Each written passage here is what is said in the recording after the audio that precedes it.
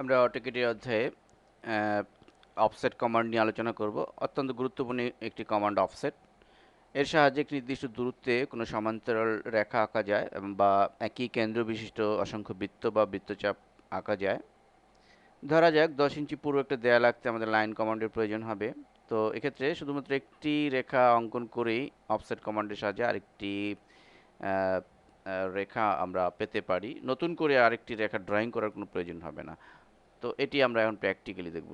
ধরুন আমরা এখানে একটি লাইন আমরা ড্র করেছি। সাপোজ আমরা এই লাইনটির ডান পাশে আরেকটি 5 ইঞ্চি দূরত্বে আমরা আরেকটি রেখা আঁকতে চাই। সেক্ষেত্রে আমরা অফসেট কমান্ডটি অ্যাপ্লাই করব। তো আমরা লিখব কমান্ড লাইনে অফসেট, OFFSET, অফসেট লিখে আমরা এন্টার প্রেস করব।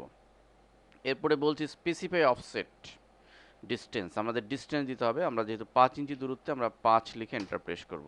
বলছে যে সিলেক্ট অবজেক্ট, তো আমরা অবজেক্টটিকে সিলেক্ট করতে বলছে। সো আমরা অবজেক্টটিকে ক্লিক করে সিলেক্ট করব। আমাদের অবজেক্টটিকে সিলেক্ট করতে হবে।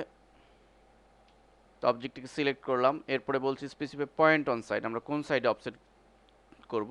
আমরা যেহেতু ডান সাইডে, সো আমরা ডান পাশে মাউস পয়েন্টার রেখে আমরা ক্লিক করব। অটোমেটিকলি 5 ইঞ্চি দূরত্বে আমাদের আরেকটি লাইন পেয়ে গেলাম। এভাবে আমরা ঠিক সার্কেলের ভিতরেও যদি আমরা অফসেটকে অ্যাপ্লাই করতে চাই, আমরা অফসেট লিখব। কমান্ড লাইনে অফসেট লিখে আমরা এন্টার প্রেস করব। স্পেসিফাই ডিস্টেন্স আমাদের দিতে হবে। আমরা সাপোজ 1 ইঞ্চি 1 লিখে এন্টার চাপবো। সিলেক্ট অবজেক্ট, আমাদের সার্কেলটিকে সিলেক্ট করতে হবে। আমরা ক্লিক করে সিলেক্ট করব।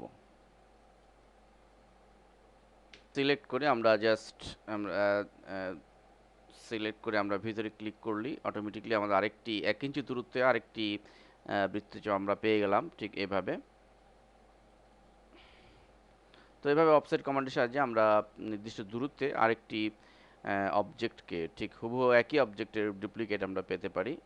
আমাদের প্র্যাকটিক্যাল প্রফেশনাল কাজে কমান্ডটি অত্যন্ত গুরুত্বপূর্ণ এবং কার্যকর ভূমিকা রাখবে।